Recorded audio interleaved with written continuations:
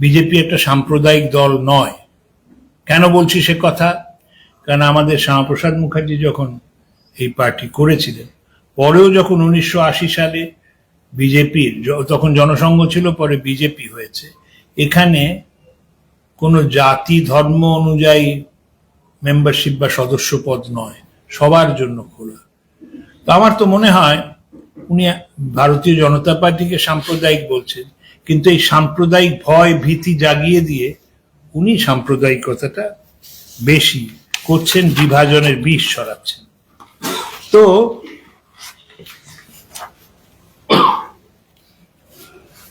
উনি কি পশ্চিমবঙ্গে বুলেটের মারফত রাজত্ব করতে চান না ব্যালটের মারফত? এখন অবশ্য ব্যালট পেপার আর নেই, ইভিএম মেশিনে টিপে আমরা ভারতীয় জনতা পার্টির থেকে বলি সরকার পাল্টাবো গুলি বোমা বন্দুক দিয়ে নয়, কাউকে আক্রমণ করে নয়। আক্রমণ প্রতিরোধ করতে গেলে তো আমাকে রাইট টু সেলফ ডিফেন্স সবারই রয়েছে।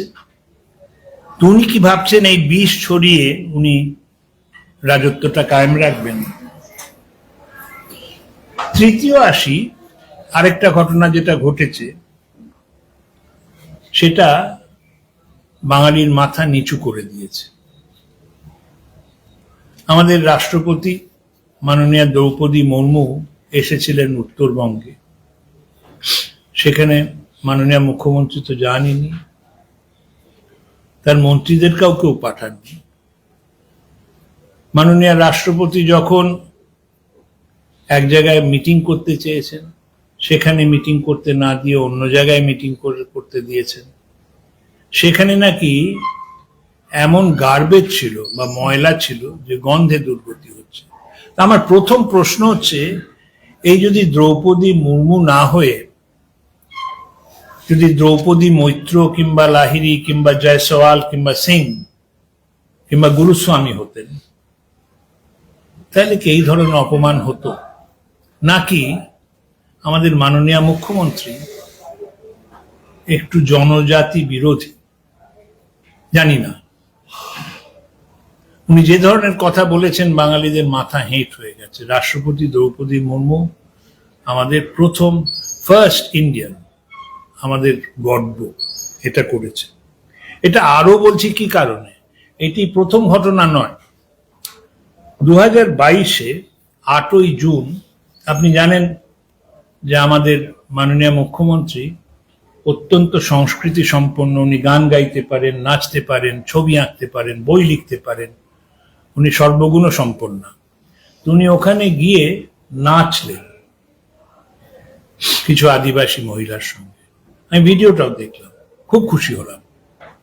তারপর দেখলাম ওই আদিবাসী মেয়েদের সব হাতে দস্তানা পরা আছে। আমি কোনোদিন কোনো ট্রাইবাল মেয়ের, আমি যে বিধানসভায় কাজ করি সেখানে অনেক আদিবাসী মহিলা রয়েছে, আমি ওদের সঙ্গে মিশি, ওদের সঙ্গে ওদের সব থান আছে, মাঝি থান, সেখানেও যাই। আমি কোনোদিন কোনো আদিবাসী মহিলাকে দস্তানা পড়তে দেখিনি। তো ভালো হলো ওর সঙ্গে দেখা করতে গিয়ে, ওদের দস্তানা অন্তত প্রথম জীবনের জন্য প্রথম হলো। কিন্তু উনি কি আবার সেই প্রশ্ন করি, যেমন বললাম দ্রৌপদী মুর্মু না হয়ে দ্রৌপদী রঘুনাথন যদি হতেন, তাহলে কি এই ঘটনা ঘটতো? এখানেই যদি আদিবাসী জনজাতি মহিলা না হয়ে যদি আমাদের বাঙালি সমাজের ভদ্র বলবো না, সরি, বাঙালি সমাজের মধ্যবিত্ত সমাজের মেয়েরা নাচ, তাদের কি দস্তানা পড়াতেন না।